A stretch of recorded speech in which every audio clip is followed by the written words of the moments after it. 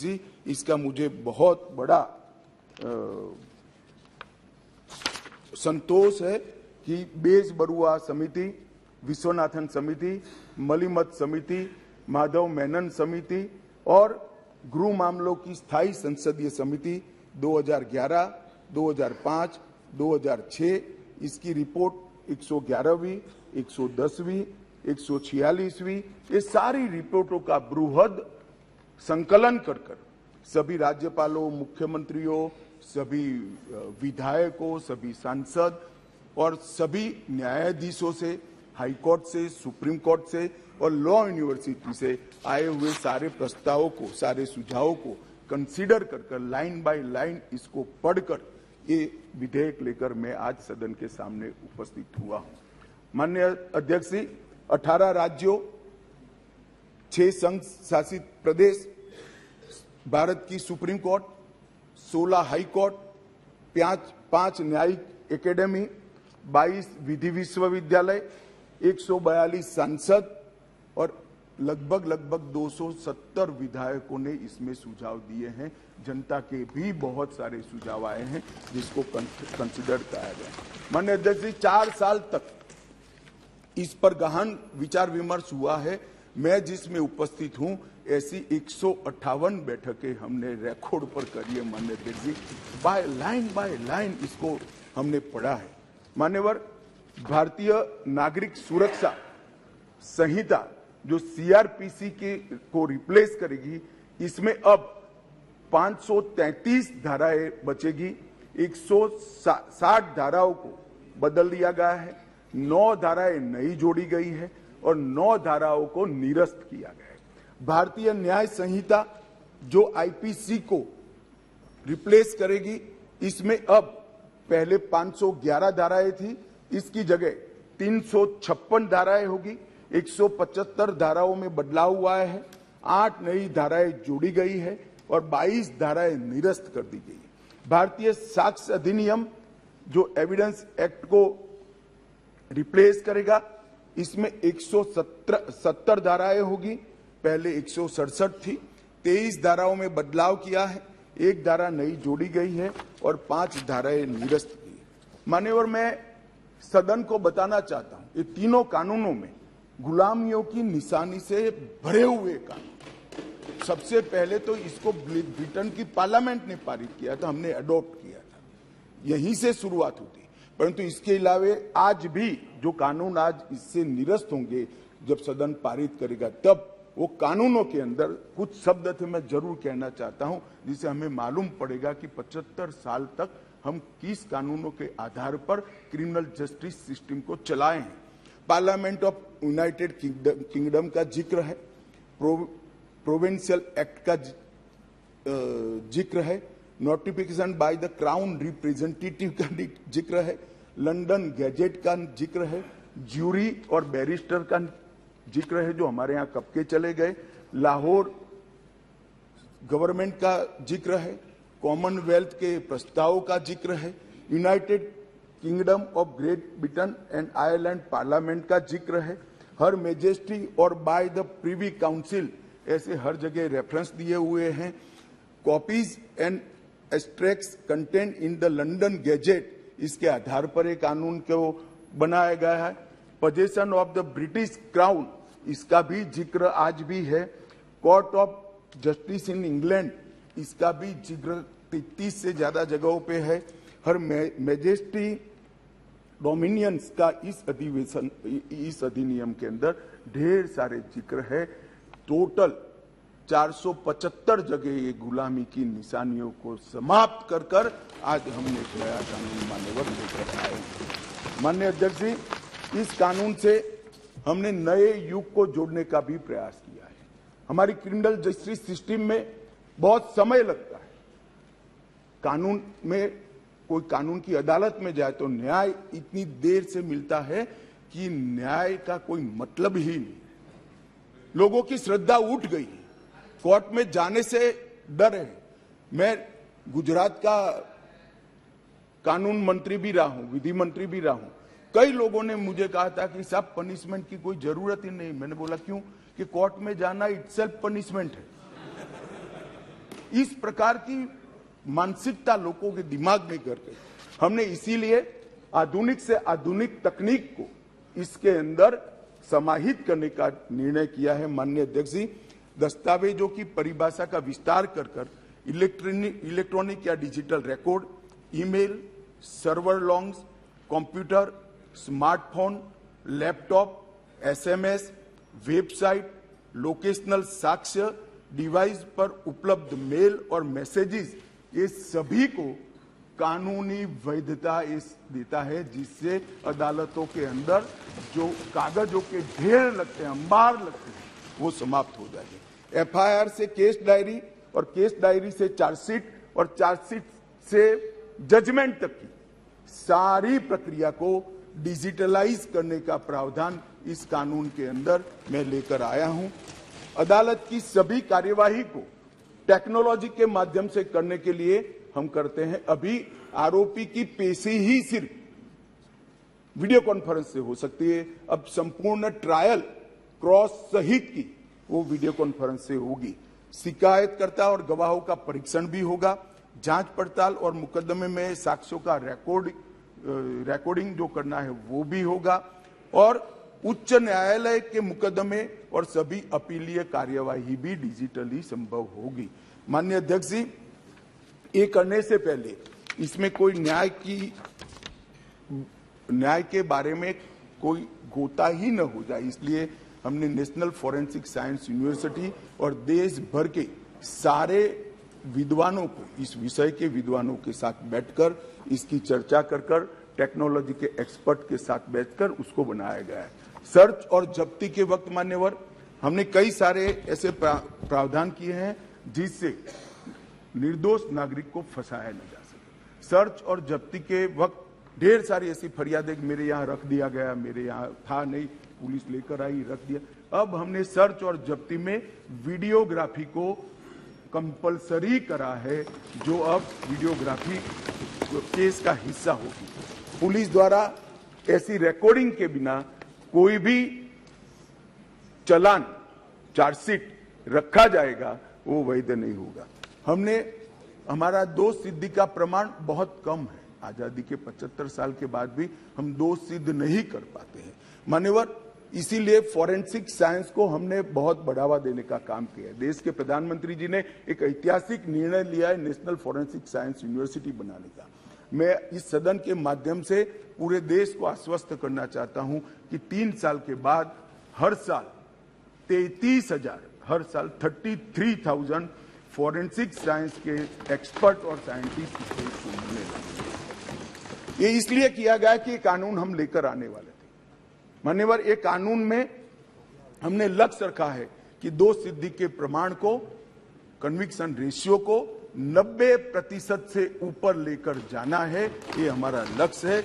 इसलिए हमने एक महत्वपूर्ण प्रावधान किया है कि 7 वर्ष या उससे ऊपर की सजा जिस धाराओं में है, वो सभी क्राइम सीन पर फॉरेंसिक टीम की विजिट को हम कंपलसरी कर रहे हैं। और मान्यवर, इसके माध्यम से एक वैज्ञानिक साक्ष्य, एक साइंटिफिक एविडेंस पुलिस के पास होगा, जिसमें कोर्ट में दोषियों को बरी होने की संभावना बहुत कम हो जाएगी। माननीय, ये दोनों चीजें हैं। इसमें एक ऐसा सवाल कुछ एक्सपर्ट्स ने बताया था कि ये इसके लिए शायद देश अभी तैयार नहीं है। ये कानून में हमने ये भी प्रोविजन रखा है कि इलेक्ट्रॉनिक तरीके से केस चलाने के लिए कोर्ट, जिला, राज्य, ये सभी प्रकार के नोटिफिकेशन निकलने के बाद ही वो अप्लाई होगा। मानो एक कोर्ट किसी राज्य ने तैयार कर दी तो वो कोर्ट नोटिफाइड कर सकते हैं, एक जिला जब हो जाएगा तो वो जिला नोटिफाइड कर सकते हैं, एक क्षेत्र हो जाएगा तो वो क्षेत्र, अंततोगत्वा 27 के पहले पूरे देश की सभी कोर्टों को हम कंप्यूटराइज करते। इसी प्रकार से मोबाइल फोरेंसिक वाहन का भी हमने एडवांस में अनुभव कर लिया है मान्यवर। आज मैं आपको बता सकता हूं कि दिल्ली के अंदर 7 साल से ऊपर की किसी भी गुना होता है, सजा का जिसमें प्रावधान हो, ऐसा कोई भी गुना होता है तो एफएसएल की टीम इसको विजिट करती है। ये सफल प्रयोग हमने दिल्ली के अंदर कर दिया है बेंगलुरु में अब सरकार बदल गई, भगवान जाने क्या होगा, मगर हमारी सरकार थी तब बेंगलुरु में भी इस प्रयोग की शुरुआत की थी। इसके लिए हमने मोबाइल FSL के कंसेप्ट को लॉन्च किया है और सफल कंसेप्ट है मान्यवर। हर जिले में 3 मोबाइल FSL घूमती रहेगी और गुना के जगह पे जाएगी। नागरिकों की सुविधा सुनिश्चित करने के लिए 0 FIR को पहली बार आजादी के 75 साल के बाद हम स्थान दिए। गुना कहीं पर भी हुआ, किसी भी थाने का हो, आप हिमालय की चोटी से भी उसको रजिस्टर कर सकते हैं और कन्याकुमारी के सागर के किनारे भी। गुना रजिस्टर होने के बाद 15 दिन में कंसर्न थाने को भेजना होगा। FIR का प्रावधान हम पहली बार जोड़ रहे हैं। हर जिले में और हर थाने में एक ऐसा पुलिस अधिकारी नामित किया जाएगा जिसके परिवारजनों में गिरफ्तारी हुई है। इसको अधिकृत सर्टिफिकेट देना पड़ेगा कि आपके परिजन हमारी कस्टडी में है और इसके लिए अब हम रिस्पॉन्सिबल। कई बार पकड़कर पुलिस 4 दिन तक कोई जवाब नहीं देती है मान्यवर, और वहां पर उनको कोर्ट में जाना है, और इसकी जगह अब वो ऑनलाइन भी सूचना देनी पड़ेगी और व्यक्तिगत सूचना भी देनी पड़ेगी। यौन हिंसा के मामले में पीड़िता का बयान कंपलसरी कर दिया गया है और यौन उत्पीड़न के मामले में बयान का वीडियो रिकॉर्डिंग भी अब कंपलसरी कर दिया है। मान्यवर, पुलिस को 90 दिन में जिसने फरियाद की है इसका स्टेटस देना हमने कंपलसरी कर दिया है। 90 दिन में उसका स्टेटस देना पड़ेगा और हर 15 दिन में फरियादी को अपना स्टेटस भेजना पड़ेगा। 7 वर्ष या उससे अधिक के कारावास का केस अगर विड्रॉ करना है तो पीड़ित को सुने बगैर कोई भी सरकार इसको विड्रॉ नहीं कर पाएगी। ये भी इससे नागरिकों के अधिकारों की रक्षा होगी और इसके अंदर पहली बार हम कम्युनिटी सर्विस को सजा के बारे में भी इंट्रोड्यूस कर रहे हैं मान्यवर। ये प्रैक्टिस में कई जगह पे है, परंतु इसका इंट्रोडक्शन एक्ट से, कानून से अब होगा। मान्यवर, सालों तक केस चलते नहीं है, इसके लिए भी हमने बहुत सारे प्रावधान करे हैं। छोटे मोटे मामलों में समरी ट्रायल का दायरा बढ़ा दिया है। समरी ट्रायल को 20,000 तक की गुनाहों में ले लिया गया है और 3 साल तक की जिसमें सजा है वो सारे समरी ट्रायल से हो जाएंगे। इस एक ही प्रावधान से 40% केसों की सेशन कोर्ट से बाहर होकर नीचे ही समरी ट्रायल से समाप्त हो गए। मान्यवर, आरोप पत्र दायर करने के लिए पुलिस अधिकारी आगे की जांच चालू है, आगे की जांच चालू है, आगे की जांच 6-6 साल अब नहीं कर पाएंगे। हमने तय कर दिया है कि 90 दिन में आरोप पत्र दायर करना ही पड़ेगा और कोर्ट भी उनको और 90 दिन की परिस्थिति देखकर परमिशन दे सकती है।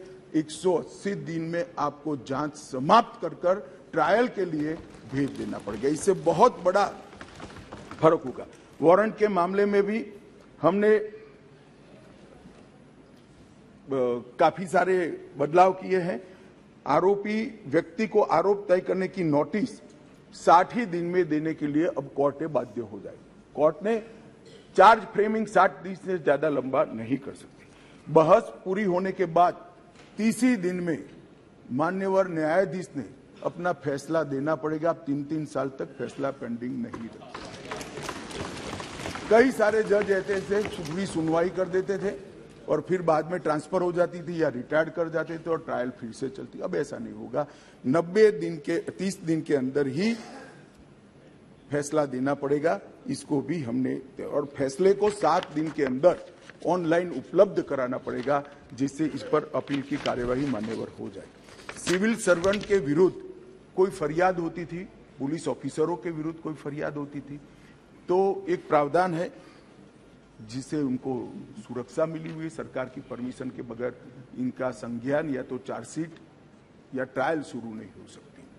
मान्यवर, सालों तक कोई परमिशन आती ही नहीं थी और उसके कारण सिविल सर्वेंट के साथ साथ बाकी लोग भी डिले ट्रायल को एंजॉय करते थे। हमने तय कर दिया है कि 120 दिन में सरकार हाँ या ना कह दे, वरना डीम्ड परमिशन माना जाएगा और ट्रायल को फेस करेगा। मान्यवर, एक बहुत बड़ा दिक्कत मैंने देखा है कि एसपी के नाते किसी ने एक केस जांच किया है तो डीजीपी या तो रिटायर्ड होने के बाद वो केस चलने पर आता है और उनको गवाही देने जाना है। हमने ये प्रक्रिया के अंदर आमूलचूर परिवर्तन किया है कि जो एसपी अभी नौकरी कर रहा है वो ही फाइल देखकर गवाही देगा, जो पहले था उसको आने की जरूरत नहीं। माननीय, बहुत बड़ा क्रांतिकारी बदलाव। इसके कारण इतना देर होती, इतनी देर होती। आज हमने बारीकी से ट्रायल किस चीज के कारण लेट होती है इसका अभ्यास किया है। सबसे ज्यादा डेट अगर लगे तो यही कि भैया वो तो डीजीपी हो गए, डीजीपी साहब को समय नहीं होगा, तहसील में कैसे आएंगे, जब उनकी विजिट है तो 1.5 साल तक गवाही नहीं होती। मगर अब कोई डीजीपी साहब या तो रिटायर्ड बाबू को बुलाने की जरूरत नहीं, वहां जो एसपी है वो फाइल देखकर, और वो डीजीपी साहब को कुछ याद भी नहीं है, उन्होंने भी फाइल देखकर ही कोर्ट को असिस्ट करना है, मगर ये नहीं होता था। अब हमने ये कर दिया है। घोषित अपराधियों की संपत्ति की कुर्की का भी ये है नहीं, वरना यूपीए वालों को बहुत दिक्कत आती इस प्रावधान से। घोषित अपराधियों की संपत्ति की कुर्की का भी हम प्रावधान मान्यवर इसमें लिए। संगठित अपराध के लिए एक नया प्रावधान हम इसके अंदर जोड़ रहे हैं, जो अंतरराज्य गैंग और संगठित अपराध है, इसके विरुद्ध एक अलग प्रकार की कठोर सजा का प्रावधान। महिलाओं के प्रति अपराध और सामाजिक समस्याओं के निपटान के लिए भी हमने ढेर सारे किए हैं। शादी, रोजगार, पदोन्नति के झूठे वादे और गलत पहचान प्रकट कर जो यौन संबंध बनाते थे, उसको अपराध की श्रेणी में पहली बार नरेंद्र मोदी सरकार लाए। गैंग रेप के सभी मामलों में 20 साल की सजा या आजीवन कारावास का प्रावधान किया है, जो आज नहीं है। 18 वर्ष से कम आयु की बच्चियों के मामले में मृत्यु दंड का भी प्रावधान। मान्यवर, मॉब लिंचिंग का बड़ा शोर मचा है, हमने उसको केयरफुली करा है। मॉब लिंचिंग के लिए भी 7 साल आजीवन कारावास और मृत्युदंड तीनों का प्रोविजन कर हम प्रावधान मान्यवर लाए। स्नेचिंग के लिए चाहे मोबाइल का हो चाहे महिलाओं की चेन का हो, कोई प्रावधान नहीं था। बहुत सारे लोग छूट जाते थे क्योंकि वो चोरी भी नहीं होती थी, स्नेचिंग का प्रावधान भी नहीं था। अब स्नेचिंग का भी प्रावधान ले मान्यवर। एक 324 इसमें गंभीर चोट के कारण निष्क्रियता की स्थिति हो जाती थी। मानो कोई अपाहिज हो गया, ब्रेन डेड हो गया, मृत्यु नहीं हुई, पूरा पैर कट गया, हाथ कट गया, तो भी 7 साल की सजा थी। और किसी को थोड़ा लगा, रिपेयर होकर 1 सप्ताह में अस्पताल से बाहर आ गया, तो भी 7 साल। हमने दोनों को अलग कर दिया। हमेशा के लिए अपंगता अगर आती है या ब्रेन डेड होता है तो इसकी सजा को 10 साल या तो आजीवन कारावास में बदलना।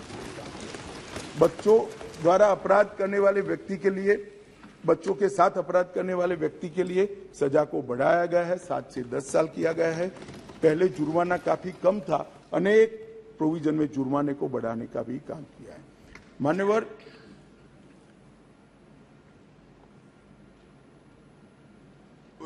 अपराधियों के विरुद्ध जो भाग जाते थे, इसके लिए भी 10 साल की सजा का लाया है, प्रावधान लेकर आए हैं। सजा माफी को पॉलिटिकल यूज करने वाले बहुत किस्से आते थे।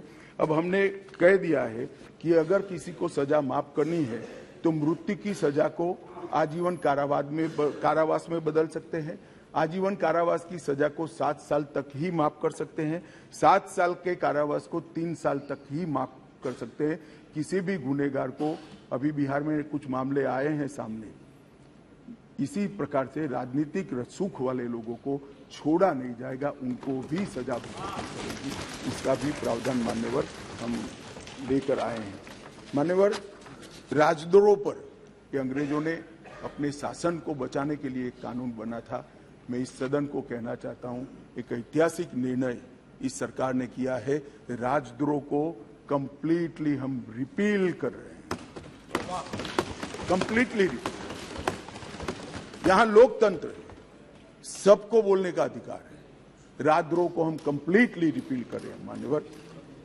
और इस कानून में इसके साथ साथ अलगाव, सशस्त्र विद्रोह, विध्वंसक गतिविधियां, अलगाववाद, भारत की संप्रभुता, एकता को, अखंडता को चैलेंज करना, ये सबको कानून के अंदर किसी न किसी दाएं बाएं तोड़ मरोड़ कर जोड़ते थे। इसका कोई स्पेशल प्रोविजन नहीं था, टेररिज्म की व्याख्या ही नहीं थी। पहली बार अब इसकी व्याख्या हो रही है और जुड़ी संपत्ति को कुर्क करने का अधिकार भी है। मान्यवर, जांच करने वाले पुलिस अधिकारी के संज्ञान पर कोर्ट इस पर ऑर्डर करेगा। कुर्की का ऑर्डर पुलिस अधिकारी नहीं कर पाएंगे, निर्णय नहीं कर पाएंगे, कोर्ट में सुनवाई के बाद होगा। मान्यवर, एक बहुत बड़ा ऐतिहासिक फैसला हमने किया है, अनुपस्थिति में ट्रायल। कई सारे केसों में दाऊद इब्राहिम वांटेड हैं, चले गए, देश छोड़कर भाग गए, आज उन पर ट्रायल नहीं होती। हमने तय किया है कि सेशन कोर्ट के जज ड्यू प्रोसीजर के बाद जिसको भगोड़ा घोषित करेंगे उसकी अनुपस्थिति में ट्रायल होगी और उनको सजा भी सुनाई। दुनिया में वो कहीं पर भी छिपे, सजा सुनाई जाए। मान्यवर, इससे बहुत बड़ा फर्क पड़ने वाला है और वो सजा के खिलाफ अपील करना है तो न्याय की शरण में आए, अपने आप को भारतीय कानूनों के शरण में, भारतीय कानूनों की शरण में लाए और अदालत के सामने जाए तो हाईकोर्ट में चैलेंज करें। मान्यवर, मैं सार्वजनिक जीवन में बहुत बचपन से हूं, राज्य का गृह मंत्री भी रहा हूं। मैंने बहुत सारे थाने विजिट किए, बहुत सारे सदस्य भी थाने में गए होंगे। आप देखे होगा टूटी फूटी साइकिल, टूटी फूटी गाड़ी, टूटी फूटी ऑटो सालों तक पड़ी, सबने देखा। वो इसलिए पड़ा है कि कानून में प्रोविजन है कि केस के निपटारे तक इसको संभाल पर रखना।